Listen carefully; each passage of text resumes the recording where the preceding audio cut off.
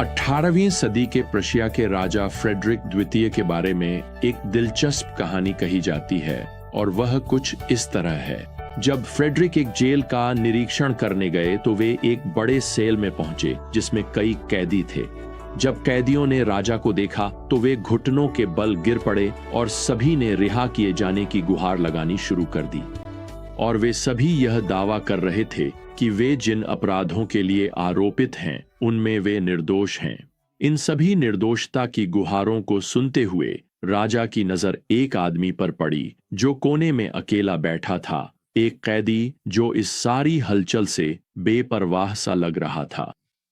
Frederick ने उसकी ओर इशारा किया और उससे पूछा, तुम यहां क्यों हो? उस आदमी ने जवाब दिया, सशस्त्र डकैती के लिए महाराज। राजा ने उससे पूछा, क्या तुम उस अपराध के दोषी हो? उस आदमी ने कहा, हां मैं हूं, मैं अपनी सजा का हकदार हूं। यह सुनकर राजा फ्रेडरिक ने जेलर को बुलाया और कहा, इस दोषी आदमी को तुरंत रिहा कर दो। मैं नहीं चाहता कि इसे इस जेल में रखा जाए जहां यह यहाँ के सभी निर्दोष लोगों को भ्रष्ट कर देगा। और उस आदमी को रिहा कर दिया गया।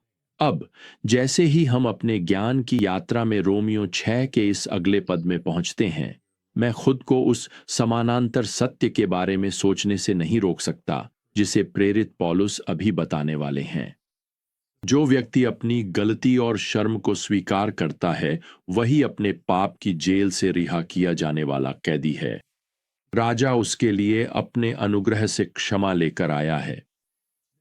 अब तक हमारी यात्रा में पौलुस ने रोमियो 6 में कई विरोधाभास प्रस्तुत किए हैं, कानून और अनुग्रह के बीच, पाप और धार्मिकता के बीच। और अब हम पद 35 पर पहुंचते हैं जहां पौलुस यह अंतिम सर्वसमावेशी विरोधाभास प्रस्तुत करते हैं। और यह प्रियजनों एक अद्भुत घोषणा है। पौलुस लिखते हैं, क्योंकि पाप की मजदूरी मृत्यु है, परंतु परमेश्वर का वरदान हमारे प्रभु मसीह यीशु में अनंत जीवन है। अब यहां विचार यह है कि पाप के लिए दंड होते हैं, अब भी कई प्रकार के परिणाम होते हैं, लेकिन जीवन के अंत में पौलुस यहां कहते हैं एक अंतिम परम अनंत भुगतान होगा। यहां पौलुस ने मजदूरी के लिए जो शब्द इस्तेमाल किया है वह यूनानी शब्द ऑप्सोनियन है, जो आमतौर पर रोमन सेना में एक सैनिक को दी जाने वाली दैनिक मजदूरी या वेतन को दर्शाता था। अक्सर यहाँ के सैनिकों को वेतन के रूप में नमक दिया जाता था और वह उनकी पीढ़ी में एक बहुत ही मूल्यवान मुद्रा के रूप में काम करता था। वे उस नमक को बाजार में भोजन या अन्य वस्तुओं के लिए विनिमय कर सकते थे। और आज भी हम कहते हैं कि किसी कर्मचारी को अपनी नमक की कीमत साबित करनी चाहिए। खैर, यह मुहावरा इसी प्राचीन प्रथा से लिया गया है। रोमन सैनिक को वेतन मिलता था। पौलुस कहते हैं कि अविश्वासी को भी भुगतान मिलेगा और परमेश्वर का वचन हमें बताता है कि पाप शारीरिक मृत्यु लाता है। यह एक भुगतान है। एक दिन दूसरी मृत्यु भी होगी। बाइबल दूसरी मृत्यु के बारे में बताती है जो कि आग की झील में परमेश्वर से अनंतकालीन अलगाव है। यह प्रकाशित वाक्य 20:14 में लिखा है।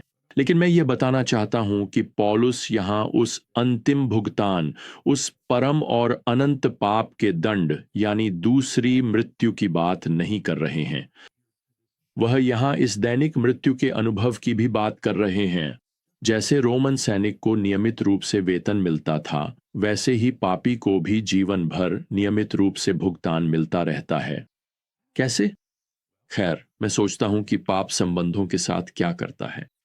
मैं सोचता हूं कि वासना यौन शुद्धता के साथ क्या करती है। मैं सोचता हूं कि लालच ईमानदारी के साथ क्या करता है। भौतिकवाद संतोष की भावना के साथ क्या करता है। आज हम हर तरह की लतें देखते हैं जो लोगों की जिंदगी को बर्बाद कर देती हैं। हम देखते हैं कि स्वार्थ या आलस्य अवसरों और उपलब्धियों को नष्ट कर देता है। मैं आपको बताना चाहता हूं प्रियजनों, पाप एक चोर है। पाप कभी कुछ देता नहीं, वह केवल छीनता है। आज पाप की चोरी के बारे में सोचिए। पाप ने सच्चे धर्म से परमेश्वर को चुरा लिया है। पाप ने मसीहियत से अलौकिकता को चुरा लिया है। पाप ने बाइबल से अधिकार को चुरा लिया है। इसने शिक्षा से परमेश्वर को चुरा लिया है। इसने व्यापार से नैतिकता को चुरा लिया है। पाप ने राजनीति से सत्य को चुरा लिया है और यह सिलसिला चलता ही रहता है, चलता ही रहता है।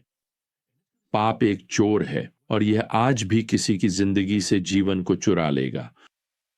पाप की मजदूरी एक मृतप्राय जीवन है और इसका अर्थ है अभी, इसी समय।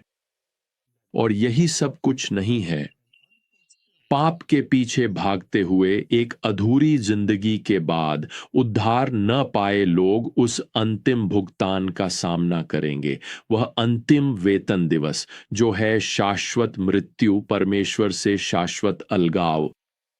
आप अस्तित्व से बाहर नहीं जाते, लेकिन आप परमेश्वर की अनुग्रहपूर्ण उपस्थिति से हमेशा के लिए बाहर हो जाते हैं। यह अंतिम वेतन दिवस इतना भयानक है कि आज लोग इसे नजरअंदाज करने की पूरी कोशिश कर रहे हैं। अगर आप आज किसी से अंतिम न्याय और नरक के अस्तित्व की बात करें, तो यह ऐसी चीज है जिसके बारे में वे बात नहीं करना चाहते। वे इसके बारे में सुनना भी पसंद नहीं करेंगे। और अगर नरक का जिक्र होता भी है तो वह एक गाली के रूप में ही होगा।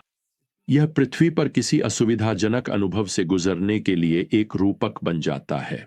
लेकिन मैं आपको बता दूं, नरक कोई रूपक नहीं है, यह एक वास्तविक स्थान है। वैसे पौलुस ने इस सच्चाई के बाद अभी पूर्ण विराम नहीं लगाया है, तो इस बिंदु पर मुझे लगता है कि हम कुछ अच्छी खबर सुनने के लिए तैयार हैं।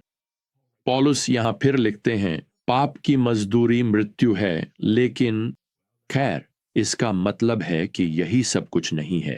पाप की मजदूरी मृत्यु है, परंतु परमेश्वर का मुफ्त उपहार हमारे प्रभु मसीह यीशु में अनंत जीवन है।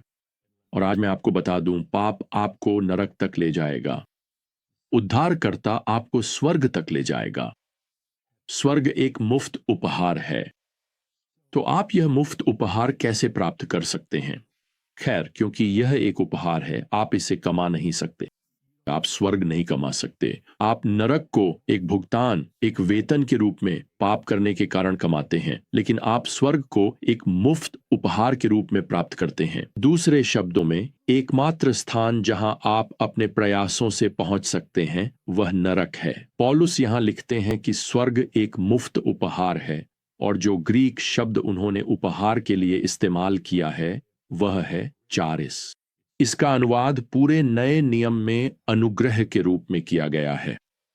आप इस वाक्यांश का शाब्दिक अनुवाद कर सकते हैं, परंतु परमेश्वर का मुफ्त अनुग्रह अनंत जीवन है। आप जानते हैं, नए नियम में अनुग्रह उस चीज को दर्शाता है जो हमें मिलती है, लेकिन जिसके हम हकदार नहीं हैं। पाप की मजदूरी मृत्यु है और हम इसके हकदार हैं। और जब तक प्रभु हमारे जीवन काल में वापस नहीं आते, हम सभी मरेंगे, और कम से कम एक बार मरेंगे, क्योंकि हम सभी ने पाप किया है और हम मरने के योग्य हैं। हम शारीरिक रूप से मरेंगे, लेकिन विश्वास करने वाला उस दूसरी मृत्यु का अनुभव नहीं करेगा, वह अनंतकालीन परमेश्वर से अलगाव जो नरक में होता है। विश्वासी जब मरता है तो वह सीधे स्वर्ग जाएगा। क्यों? क्या इसीलिए कि वे इसके योग्य हैं? नहीं, अनुग्रह के कारण। उन लोगों के प्रति परमेश्वर का अनुग्रह जिन्होंने स्वीकार किया कि वे दोषी और पापी हैं, और जिन्होंने केवल मसीह पर विश्वास किया है। आप जानते हैं, यही कारण है कि यह पद उस महत्वपूर्ण वाक्यांश के साथ समाप्त होता है। इसे फिर से देखें, परमेश्वर का मुफ्त उपहार हमारे प्रभु यीशु मसीह में या उसके द्वारा अनंत जीवन है। मुझे कुछ समय पहले एक महिला के बारे में पढ़ना याद है, जिनका नाम जैन डेविस था, जो एक बहुत ही खतरनाक खेल में शामिल थीं, जिसे बेस जंपिंग कहा जाता है, और यह फिक्स्ड ऑब्जेक्ट्स जैसे चट्टानों और टावरों से पैराशूटिंग करना होता है।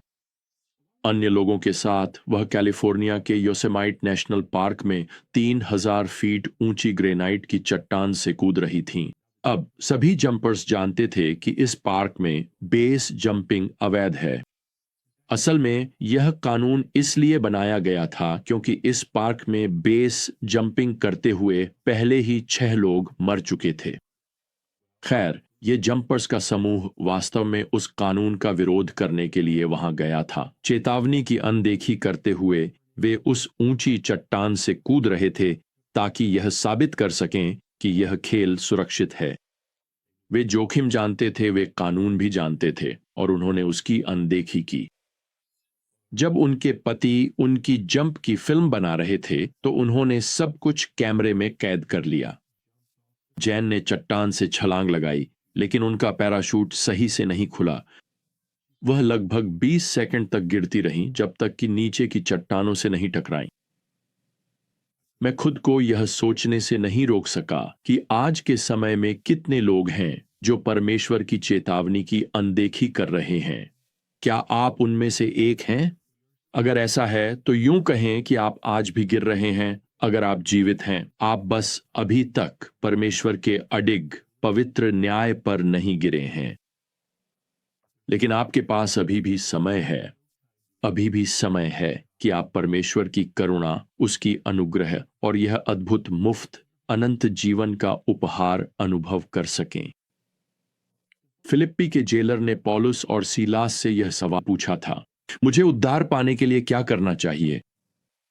पौलुस और सीलास ने उत्तर दिया, प्रभु यीशु पर विश्वास करो और तुम उद्धार पाओगे। प्रेरितों के काम 16:30 और 31। प्रियजनों, मैं आपको बताना चाहता हूं कि इस सवाल का उत्तर आज तक नहीं बदला है। अब आप जो हो रहा है और जो होने वाला है उसकी चेतावनी की अनदेखी कर सकते हैं। आप राजा के सामने यह कहकर विनती कर सकते हैं कि आप निर्दोष हैं, बाकी सब दोषी हैं। लेकिन अगर आप उसके वचन पर विश्वास नहीं करते, उसकी चेतावनी की अनदेखी करते हैं, तो आपको अनंत नरक का सामना करना पड़ेगा। लेकिन यहां बताया गया है कि आप इससे, पौलुस जिस अंतिम वेतन की बात कर रहे हैं, उस अंतिम पापी होने के वेतन से कैसे बच सकते हैं। यीशु मसीह को स्वीकार करें, राजा पर विश्वास करें, केवल विश्वास के द्वारा उन्हें ग्रहण करें और वह आपको अपने अनुग्रह से अनंत जीवन का मुफ्त उपहार देंगे। तो जब तक हम अगली बार रवाना नहीं होते, प्रियजनों, प्रभु यीशु मसीह का अनुग्रह, परमेश्वर का प्रेम और पवित्र आत्मा की संगति आप सभी के साथ बनी रहे। आमीन।